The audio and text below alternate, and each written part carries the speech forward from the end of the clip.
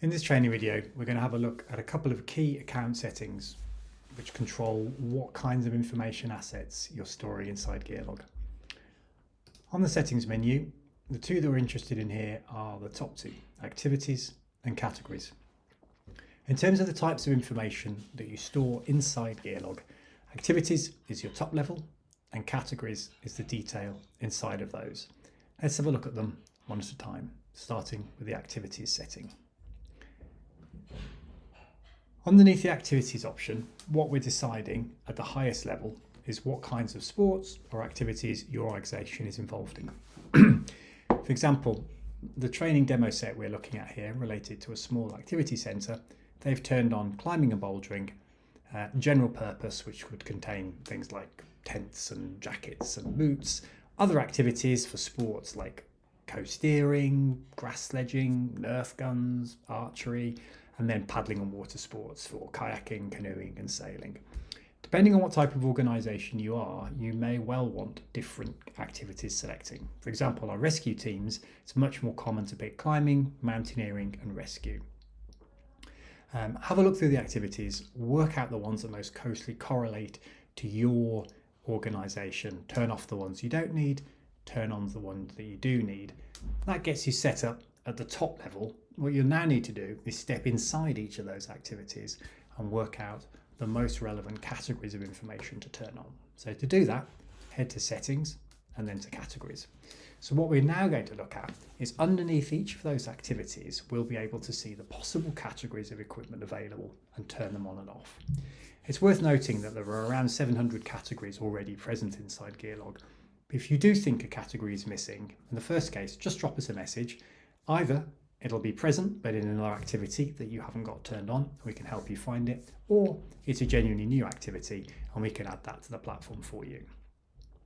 So with the correct activities turned on, now descending to the category level, we can decide what we want to turn on and off. For example, if this activity centre, when it came to climbing, was only doing sport climbing and indoor climbing, we could start to turn off things like aid gear and passive and active protection that we might find in this list, leaving behind just the relevant items for their organisation, and so on and so forth for each category. So work your way down, deciding whether you do or don't want them, turn them on and off. You'll find a whole range of categories specifically under general purpose. And if you are interested in facilities management, as well as PPE and sports equipment type management, then you'll find those kinds of facilities categories underneath the general purpose category. Once you've got your set of categories set up, you're ready to start adding equipment to the platform. But before you do that, it's probably worth understanding a couple of other options available to you on this page. At the level of each category, we can then set the default inspection frequencies for inspection, servicing, and functional testing. If you're unclear on the difference between those three, it's worth having a look at our video on adding equipment to the platform, where we spend some time explaining the difference between inspect, test, and service. Noting that those three schedules are independent from each other, at the level of every category of information, you can then set a default frequency for each of those. You can override that at the level of a list, you can override it at the level of the specific piece of equipment, but these will be your defaults out of the box. So for example, where we have auto belays set on a monthly inspection, that means every time we inspect them, the next day will be forwarded by 1 month automatically for us. You can also use the stock tracking features at the organisational level here. So to say for the whole of our organisation, we should have a minimum stock level of certain categories, but also a recommended stock level. And the platform will then give you some variance between what you have and what you should have. Bear in mind, you can also report on your stock using the stock report. Do see our video on reporting for more information on that. And you can also set your stock levels at the level of a particular site or part of the organisation. See our training video on sites for more information on that one. This is stock tracking at the level of your whole organisation.